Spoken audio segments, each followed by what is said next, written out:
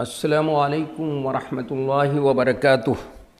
محترم دینی بھائیوں اور عزیز طالبات، بسم اللہ الرحمن الرحیم وبہ نستعین۔ ہم لوگ آج پھر امام بخاری رحمۃ اللہ علیہ کا نے جو 10واں باب کتاب العلم کے اندر قائم کیا ہے اس کو پڑھتے ہیں، اس لیے کہ اس سے پہلے 9واں باب پڑھ لیا تھا۔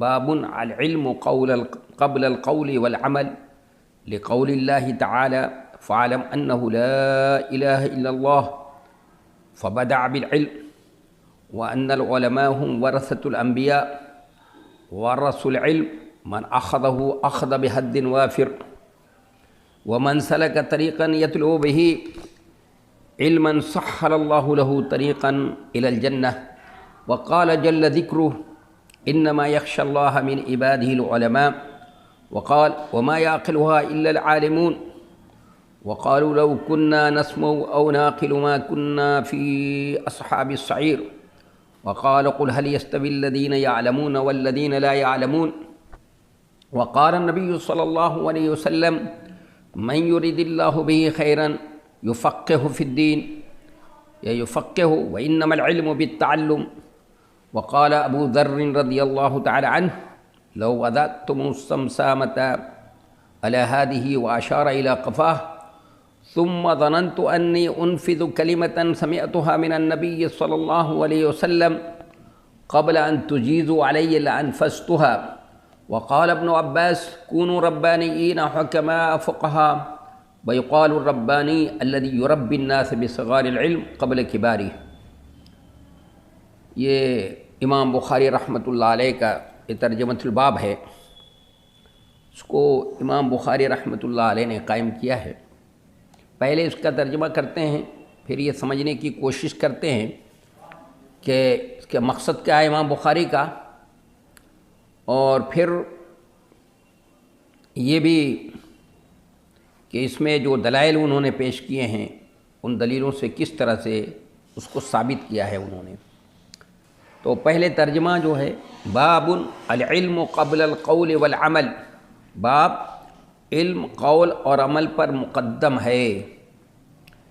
دلیل اللہ تعالیٰ کا یہ فرمان ہے فاعلم انہ لا الہ الا اللہ واستغفر لذنبک، تم جان لو کہ اللہ کے سوا کوئی سچا معبود نہیں اور اپنے گناہوں سے اللہ سے استغفار کرو۔ دیکھیے اس آیت میں اللہ تعالیٰ نے علم کا ذکر عمل سے پہلے کیا ہے، اور یہ حدیث بھی دلیل ہے کہ علماء انبیاء کے وارث ہیں۔ انبیاء نے علم کا ترکہ چھوڑا ہے، لہذا جس نے علم کو حاصل کیا اس نے پورا حصہ ترکہ لے لیا۔ اور ایک حدیث میں ہے کہ جو کوئی علم حاصل کرنے کے لیے کسی راستے پر چلے تو اللہ تعالیٰ اس کے لیے جنت کا راستہ آسان کر دیتا ہے۔ اور اللہ جل ذکرہ نے سورہ فاطر میں فرمایا ہے اللہ سے اس کے وہی بندے ڈرتے ہیں جو عالم ہیں، اور اللہ نے سورہ عنکبوت میں فرمایا اور ان مثالوں کو وہی سمجھتے ہیں جو عالم ہیں۔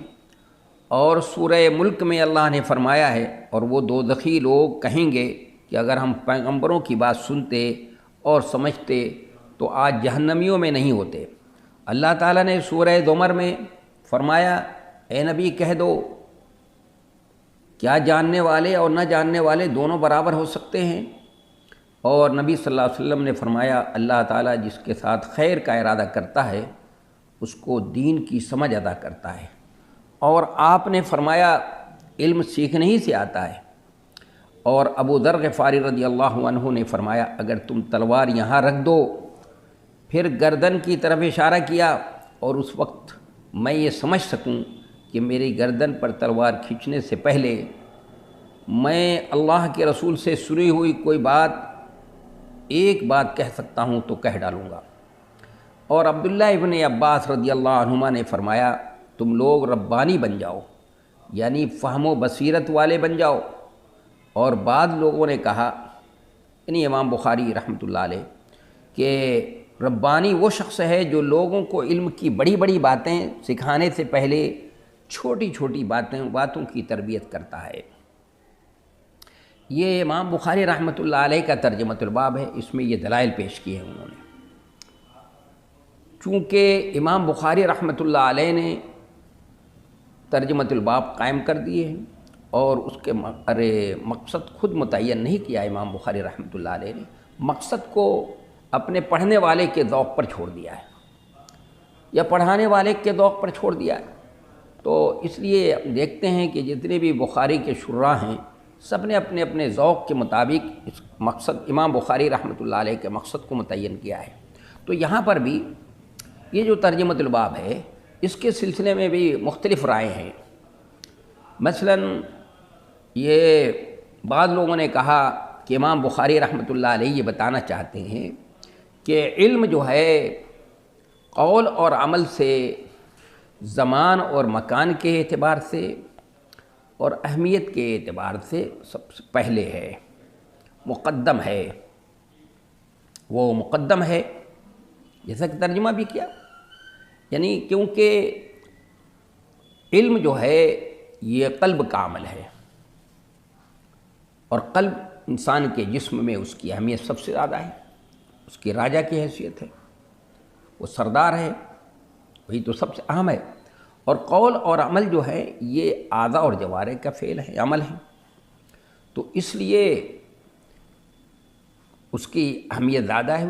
ظاہر کہ قلب جو ہے کا عمل ہے علم، اور یہ قول اور عمل یہ اعضاء اور جوارح کے ہیں، اور پھر یہ اس اعتبار سے بھی اہم ہے، مقدم ہے، اور اس پہلو سے بھی مقدم ہے کہ کوئی بھی بات کہنی ہو، کوئی کام کرنا ہو تو اس سے پہلے اس کا علم ضروری ہے۔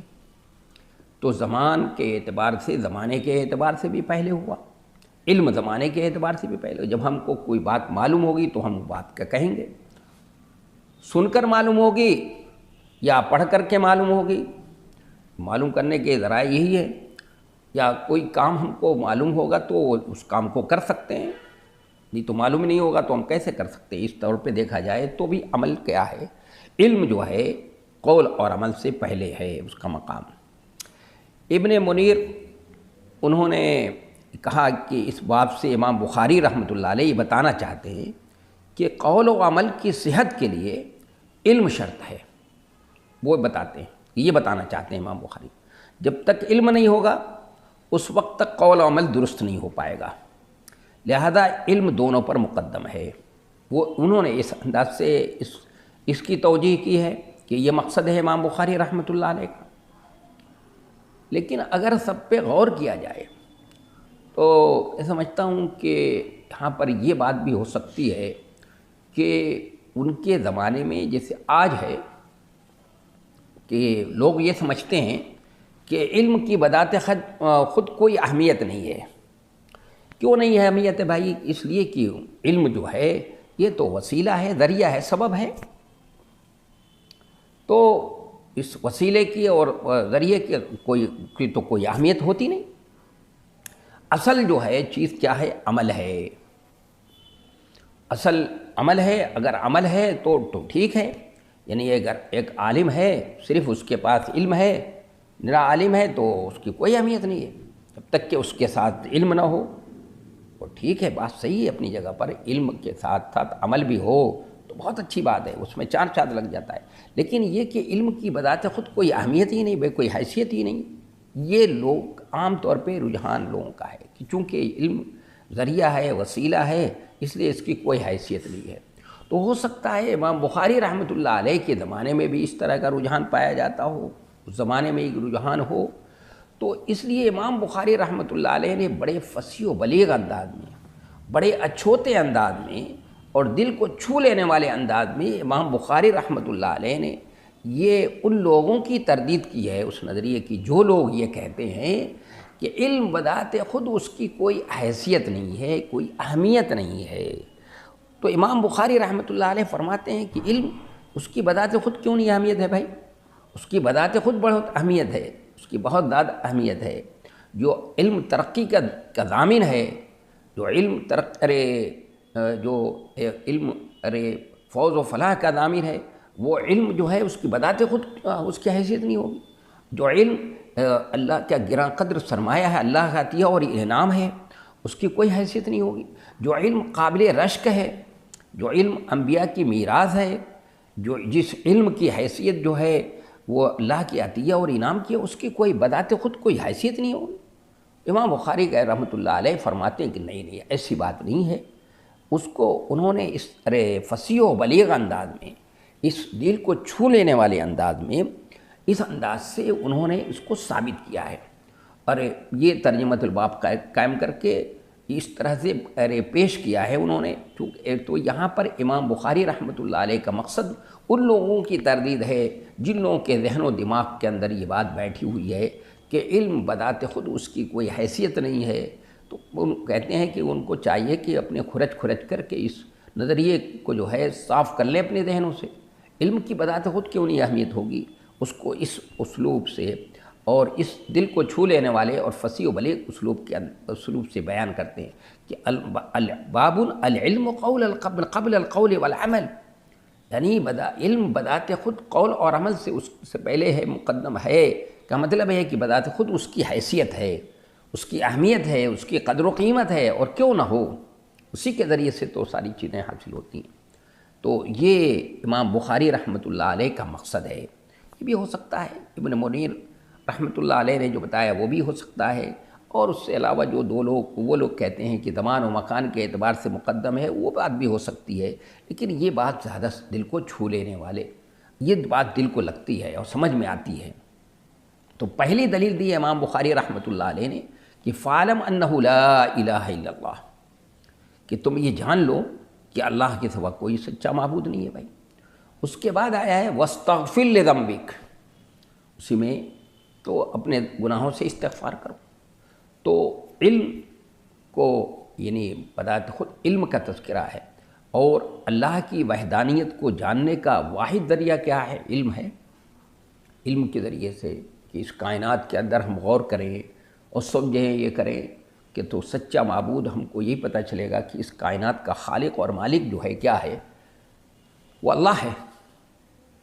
اس لیے قرآن میں سورہ مومنون کے اندر اللہ تبارک و تعالیٰ نے کفار کے مکہ کے جو متضاد باتیں تھیں ان کی تردید کرنے کے لیے یہی کہا ہے کہ پوچھو ان سے، اے نبی پوچھئے ان سے کہ ذرا ان کے پاس بھی تو علم ہے نا، پوچھئے ان سے کہ زمین کو کس نے بنایا، تو کہیں گے اللہ نے بنایا۔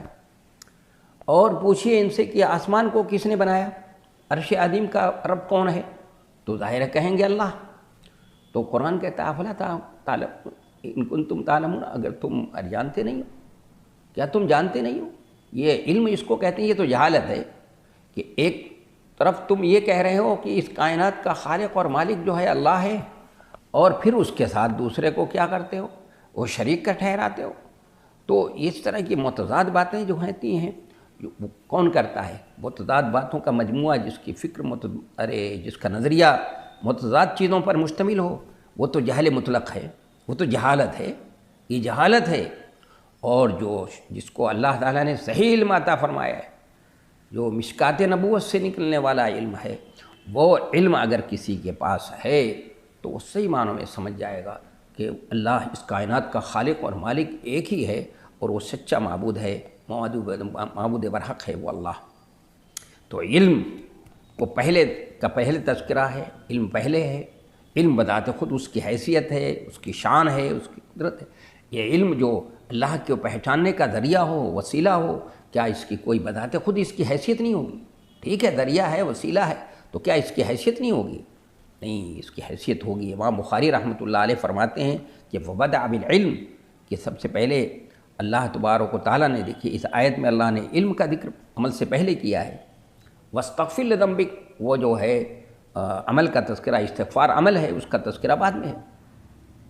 اور پھر یہ فرمایا ہے سب سے بڑی بات کہ ان العلماء هم ورثۃ الانبیاء، کہ علماء جو ہیں انبیاء کے وارث ہیں۔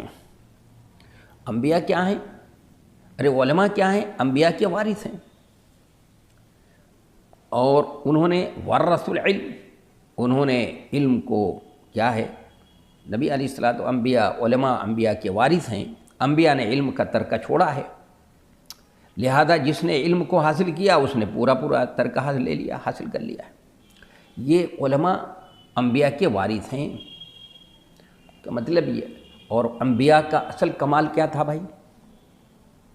کمال انسان کے اندر دو طرح کا ہوتا ہے، ایک علمی کمال ہوتا ہے اور ایک عملی کمال ہوتا ہے. تو علمی کمال کا نتیجہ ہوتا ہے عملی کمال، عملی کمال کا نتیجہ علمی کمال نہیں ہوتا ہے. یہ بات اچھی طرح سے سمجھ لینا چاہیے کہ علمی کمال کے نتیجے میں عملی کمال اب سامنے آتا ہے. تو انبیاء کرام کو جو کمال حاصل تھا، اللہ تبارک و تعالیٰ نے جو کمال عطا فرمایا تھا، وہ علمی کمال تھا. اس علمی کمال کے نتیجے میں ان کو عملی کمال بھی حاصل ہوا تھا کہ اللہ کی خشیت، اللہ کا ڈر و خوف جب دل کے اندر ہوگا، جب خشیت ہوگی تو عبادت کے اندر کیف پیدا ہوگا، اس میں خلوص و للہیت پیدا ہوگی. اس لیے نبی علیہ الصلاۃ والسلام کی 2 رکعت نماز امت کی ساری نمازیں، ابو بکر بھی شامل ہیں اس میں، برابر نہیں ہو سکتی. کیوں؟ اس لیے کہ جو کیفیت آپ کو حاصل ہے، جس خلوص کے ساتھ آپ ادا کریں گے نماز، وہ خلوص ہم سب کے اندر کسی کے اندر وہ پیدا نہیں ہو سکتا. وہ جو لذت اور جو لذت آشنائی آپ کو حاصل ہے، وہ لذت و آشنائی ہم کو نہیں حاصل ہو سکتی. تو کیوں یہ چیز حاصل ہے آپ کو؟ کیونکہ آپ کو علمی کمال حاصل ہے. اس طرح سے آپ کو عملی کمال بھی حاصل ہے. تو علمی کمال کے نتیجے میں عملی کمال ہے، اور عملی کمال کے نتیجے میں علمی کمال نہیں ہوتا. تو انبیاء کرام سے جو کچھ ان کو ترکے میں ملی ہے، علماء کو جو چیز ملا، ترکہ ملا ہے، وہ کس چیز کا ترکہ ملا ہے بھائی؟ علم کا ترکہ ملا ہے. تو جس نے اس ترکے کو حاصل کر لیا، پورا حاصل کر لیا یہ کمال. تو انبیاء کرام سے جو ترکہ ملا علماء کرام کو، اس ترکے کی کوئی بذات خود کوئی حیثیت نہیں ہوگی. بات سمجھ میں آتی ہے؟ اگر کوئی کہتا ہے کہ اس کی کوئی حیثیت نہیں ہے، تو میں سمجھتا ہوں کہ یہ بات جو ہے کسی طرح سے بھی صحیح نہیں ہے. اس کی کیوں نہیں حیثیت ہوگی؟ بذات خود اس کی حیثیت ہے، اس کی اہمیت ہے. اور اس کے بعد نبی علیہ الصلاۃ والسلام نے فرمایا ہے، وہ طویل حدیث ہے، ومن سلک طریقا یطلب به علما سہل اللہ له طریقا الی الجنہ، کہ جو شخص جو ہے، حدیث میں ہے، جو کوئی علم حاصل کرنے کے لیے کسی راستے پر چل پڑا، اور سلکہ کا مطلب ہوتا ہے مسلسل چل پڑا، یعنی صرف یہ نہیں کہ چلا، بلکہ مسلسل چل پڑا ہے.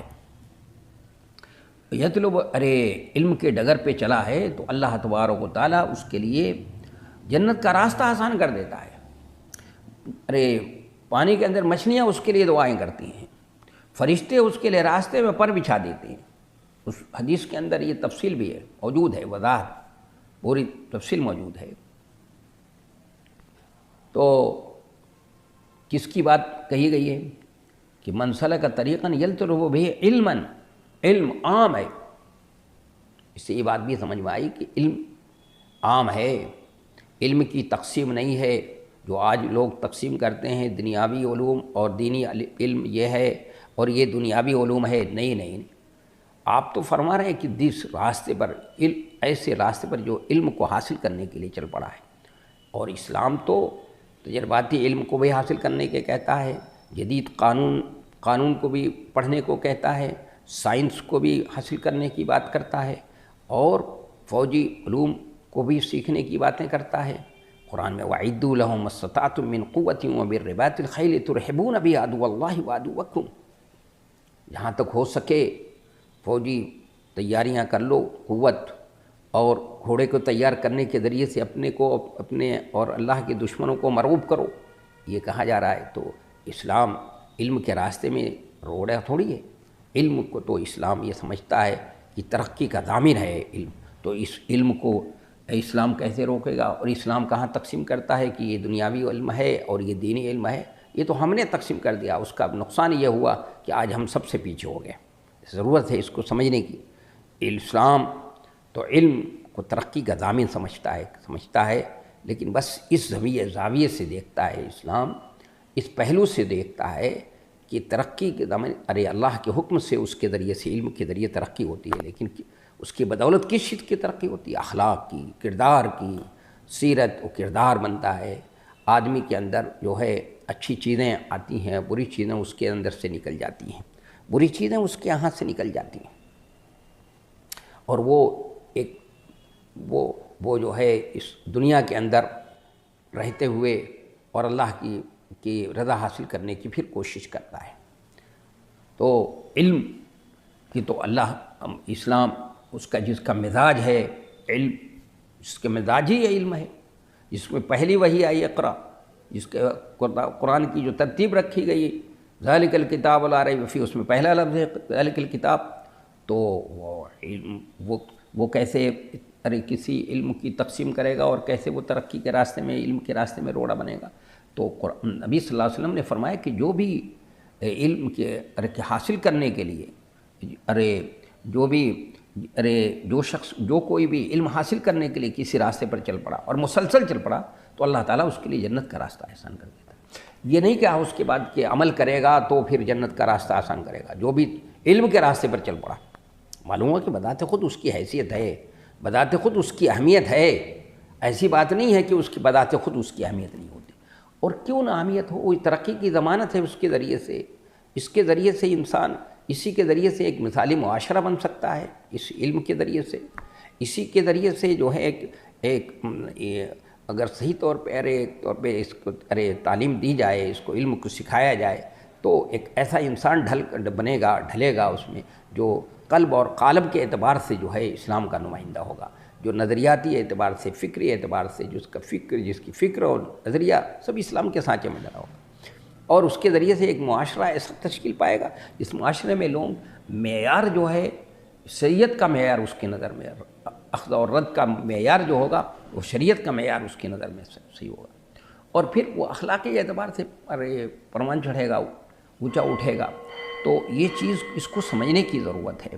تو یہ نہیں سمجھنا چاہیے کہ علم جو ہے کے ساتھ عمل ہوگا تو ہی اس کی اہمیت ہے، ورنہ تنہا کوئی علم کی اہمیت نہیں ہے۔ نہیں، علم بذات خود اس کی بذات خود بھی اہمیت ہے، اور کیوں نہ ہو، اس لیے کہ اس کی تو ترقی کا ضامن ہے۔ پھر آگے اللہ کے رسول اللہ تبارک و تعالیٰ کا قول قال جل شانہ جل ذکر انما یخشی اللہ من عبادہ العلماء، کہ اللہ کے بندوں میں علماء ہی جو ہے ڈرتے ہیں۔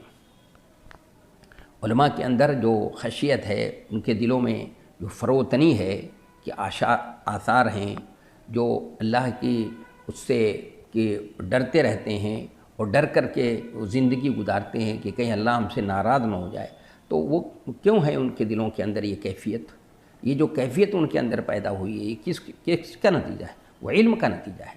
تو جس علم کا نتیجہ خشیت ہو، اس علم کی بذات خود کوئی اہمیت نہیں ہوگی، اس بذات خود اس کی کوئی حیثیت نہیں ہوگی۔ میں سمجھتا ہوں کہ ایسی کوئی بات نہیں ہے، بلکہ بات یہی ہے کہ علم بذات خود اس کی جو ہے کیا ہے، حیثیت ہے۔ وقالت، اور اللہ جل شانہ نے فرمایا وما یعقلها الا العالمون، کہ یہ جو قرآن میں تمثیلات بیان کی گئی ہیں، ان تمثیلات کو کون لوگ سمجھتے ہیں؟ ان تمثیلات کو جو ہے عالم ہی سمجھتے ہیں۔ تو اس کے ساتھ یہ نہیں کہا گیا کہ العالمون العاملون، کہ عالم کے ساتھ ساتھ عامل نہیں کہا گیا ہے، بلکہ یہ کہا گیا کہ اس کو عالم ہی لوگ سمجھتے ہیں۔ تو معلوم یہ ہوا کہ علم بذات خود اس کی جو ہے کیا ہے، اس کی بذات خود حیثیت ہے، اس کی بذات خود اہمیت ہے۔ گو کہ وہ بات بھی صحیح اپنی جگہ پر کہ علم کا مقام جو ہے قول اور عمل سے پہلے ہے، زمان و مکان کے اعتبار سے بھی، اہمیت کے اعتبار سے، ہر اعتبار سے، لیکن بذات خود اس کی حیثیت ہے، اہمیت ہے۔ وقالوا لو كنا نسمع او نعقل ما كنا في اصحاب السعیر، سورہ ملک میں اللہ تعالیٰ نے جہنمی کہیں گے کہ اگر ہم سنتے یا سمجھتے جس طرح سننا اور سمجھنا چاہیے، یعنی اگر ہمارے پاس علم ہوتا تو ہم جہنم میں نہیں ہوتے۔ تو جو علم جہنم میں انسان کو جانے سے روک دے، تو اس علم کی بذات خود کوئی اہمیت نہیں ہوگی، اس کی بذات خود کوئی حیثیت نہیں، ایسی کوئی بات نہیں ہے۔ بات یہ ہے کہ نہیں، اس کی حیثیت ہوگی، اس کی اہمیت ہوگی۔ اور وہ فرمایا وقال قل هل يستوي الذين يعلمون والذين لا يعلمون، کہ کیا وہ لوگ جو جانتے ہیں اور جو نہیں جانتے، کیا دونوں برابر ہو سکتے ہیں؟ ہرگز نہیں، دونوں برابر نہیں ہو سکتے۔ ظاہر ہے کہ روشنی اور تاریکی دونوں برابر نہیں ہو سکتی، دونوں چیزیں ایک نہیں ہو سکتے۔ تو علم کے ذریعے سے جس کو اور ایک عالم ہے، تو یہ نہیں کہا گیا کہ عالم وہ عالم جو عمل کرنے والا ہو، وہ اور جو جاہل دونوں برابر نہیں ہو سکتے، بلکہ قرآن نے کہا کہ قل هل يستوي الذين يعلمون والذين لا يعلمون۔ وقال النبی صلی اللہ علیہ وسلم، یہ نبی علیہ الصلوۃ والسلام نے یہ فرمایا من يريد الله به خيرا يفقهه في الدين، کہ جس کے ساتھ اللہ تبارک و تعالیٰ دنیا میں زندگی میں ارادے کونی کے طور پر خیر کا، بہت زیادہ خیر کا ارادہ فرماتا ہے تو اس کو دین کا فہم عطا فرما دیتا ہے، دین کی سمجھ عطا فرما دیتا ہے۔ تو یہ علم جو دین کے اندر سوجھ بوجھ اور دین کے اندر گہرائی اور گہرائی کا سبب بنے، اس علم کی کوئی حیثیت نہیں ہوگی، بتایا خود اس کی حیثیت ہوگی۔ اس حدیث کی تشریح ابھی آگے آ رہی ہے تو میں کروں گا وہاں پر۔ وَإِنَّمَا الْعِلْمُ بِالتَّعَلُّمِ، اور علم تو سیکھنے سے حاصل ہوتا ہے، اور یہ علم جو ہے اس کی بذات خود اس کی بہت اہمیت ہوگی۔